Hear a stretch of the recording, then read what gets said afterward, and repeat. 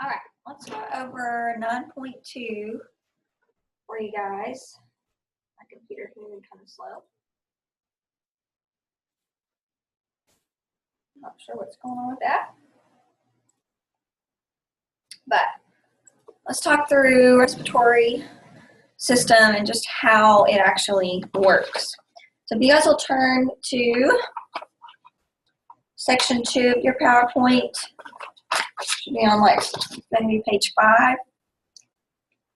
And then, hold on, let me see if I can.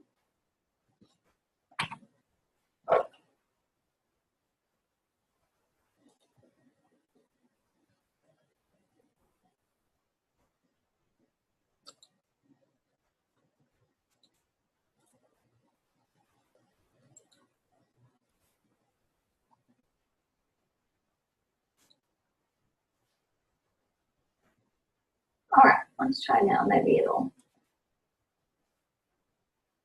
It's acting like it was going really slow, but maybe it'll be okay now.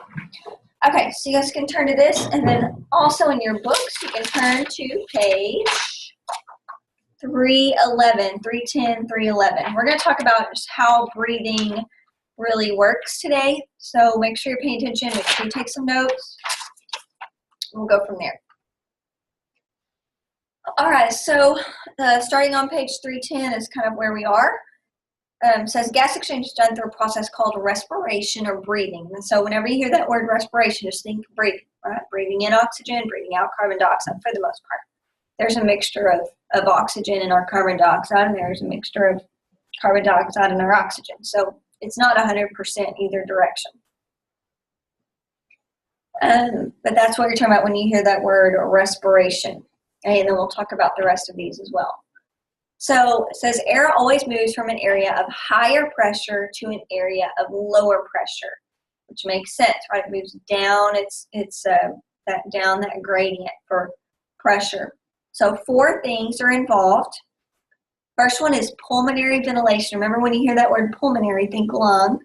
Right? It says air is continuously moved into and out of the lungs. Okay, so moved in and out. Second thing is external respiration.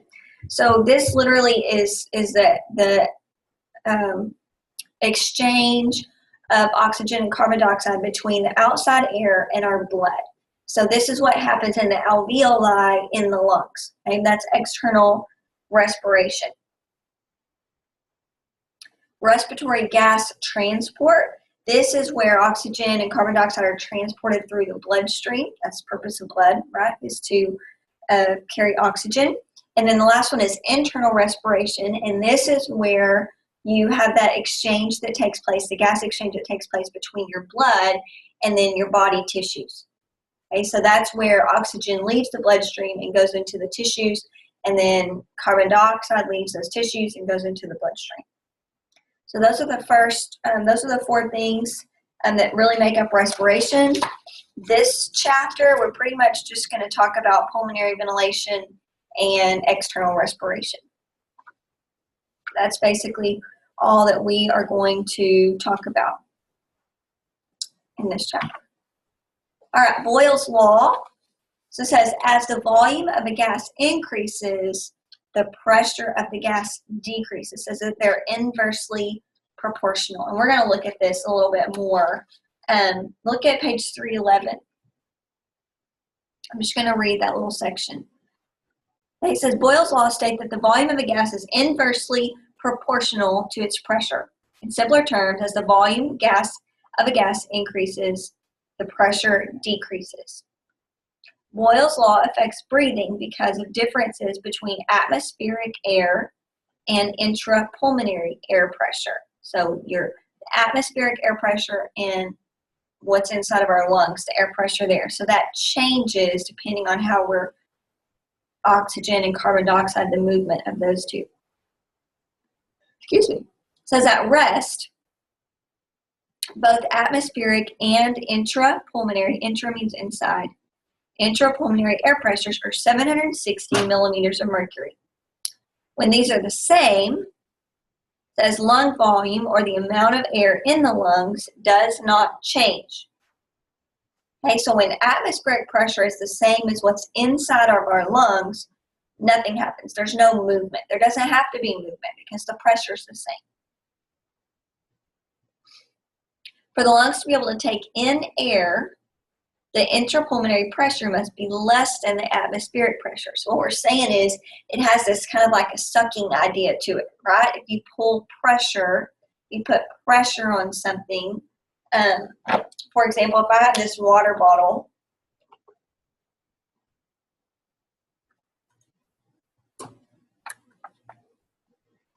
right? If I had this water bottle and I stuck something not with water in it, let's say it didn't have water in it, it just had air in it, okay? If I were to like put a needle or something in here and pull this into this bottle backwards, it would make the pressure inside of there less, and it would want to draw air in from somewhere.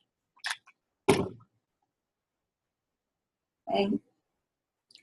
When the direction of airflow is reversed to expel air from the lungs, the intrapulmonary pressure has to be greater than atmospheric pressure.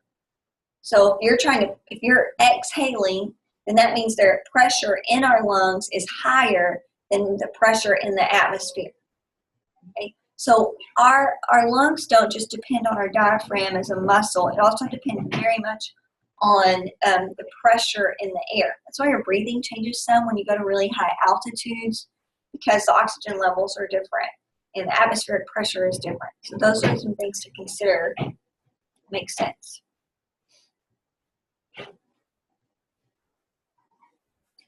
All right. Inspiration then.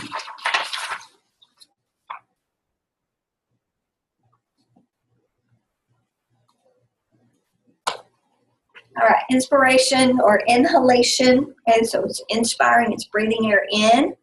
So what has to take place is one, that the diaphragm and the external intercostal muscles contract. Remember, your diaphragm is that big muscle at the bottom of your lungs, and when it's resting, it's dome-shaped. Okay, but when it's contracted, it flattens out. It flattens out.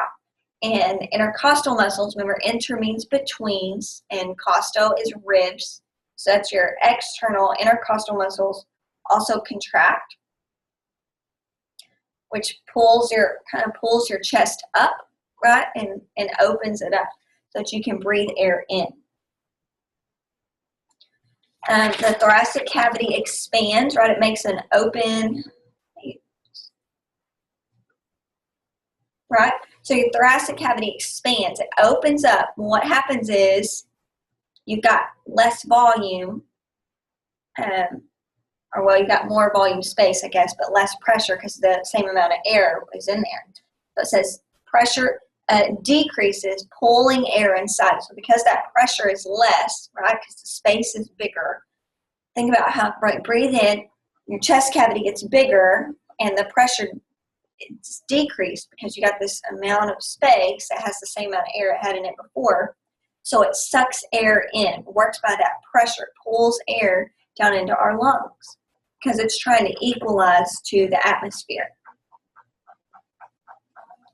Now, during expiration or exhalation, the diaphragm and these intercostal muscles relax, right? So the diaphragm relaxes and it goes back upwards to its normal shape, which is like a dome shape. And those muscles on the external intercostal muscles relax, and that makes the chest cavity smaller, right? When you exhale, what happens to the size of your chest cavity? Right? Your ribs kind of shrink in and get smaller. Well, that makes the pressure higher in the chest cavity than the atmospheric pressure. So it forces air back out.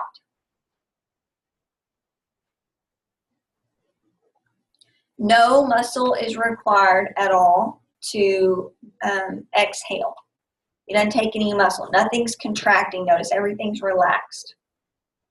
That's because the pressure does it. Just the atmospheric pressure itself is what changes that. Because it's a passive process. But it can become active. So if you're sick or if you are exercising or something, it can become active. You can make yourself breathe out, right?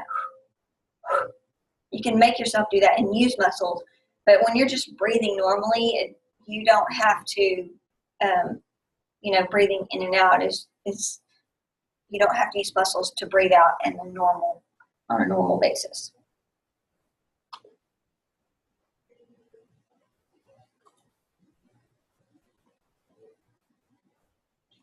Okay. So this picture kind of shows you, right? Everything's relaxed, not really anything going on.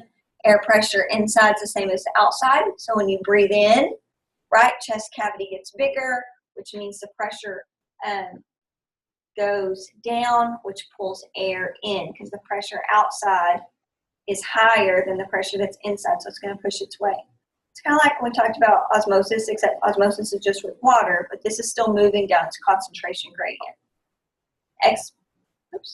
Expiration then, diaphragm relaxes, goes back up, increases pressure in the lungs, air is forced back out naturally. But look, there's not a huge difference in pressure. Look at this. Atmospheric pressure, 760. Intrapulmonary pressure, 763. So we're not talking about a huge difference. It doesn't take a whole lot of difference for us to be able to breathe. And that's why the fact that our atmospheric pressure is what it is what makes, that's what makes us able to live on Earth versus other places, like versus Mars or versus wherever. We need, among other things, it's obviously much more complicated, but we have to have that atmospheric pressure that's perfect pressure for our lungs to function.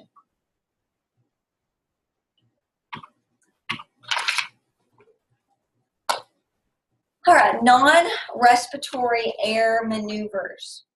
Okay, non-respiratory air maneuvers. So things that we're not actually moving air. It's not like we're breathing. We may be moving air, but we're not breathing.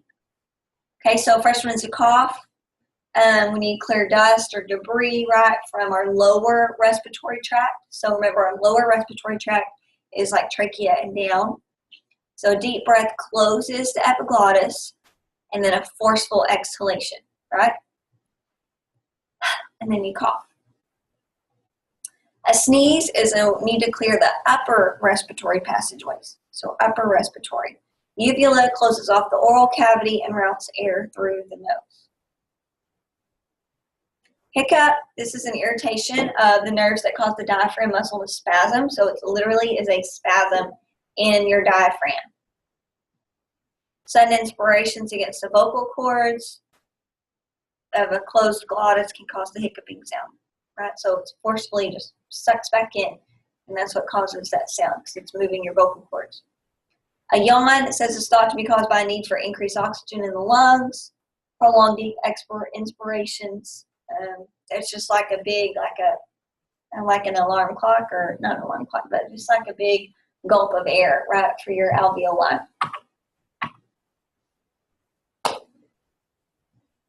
All right, so the control of breathing. You've heard some of these words before. Neural factors. Remember, that's things that are caused by nerves.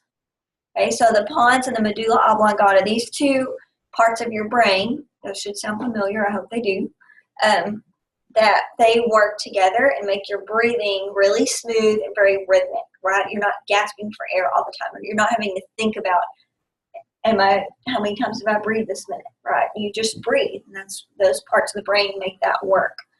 The medulla, you can think of it as like the quarterback. It's kind of the one that sets the pace, right? It sets the breathing pace. And then the pons fine-tunes and really coordinates the breathing. So if you want to kind of get an idea of which one does what. Again, the medulla is kind of the quarterback, right? It sets the pace, and then the pons fine-tunes. Excuse me for a minute. Hello. Yeah. I'm sure.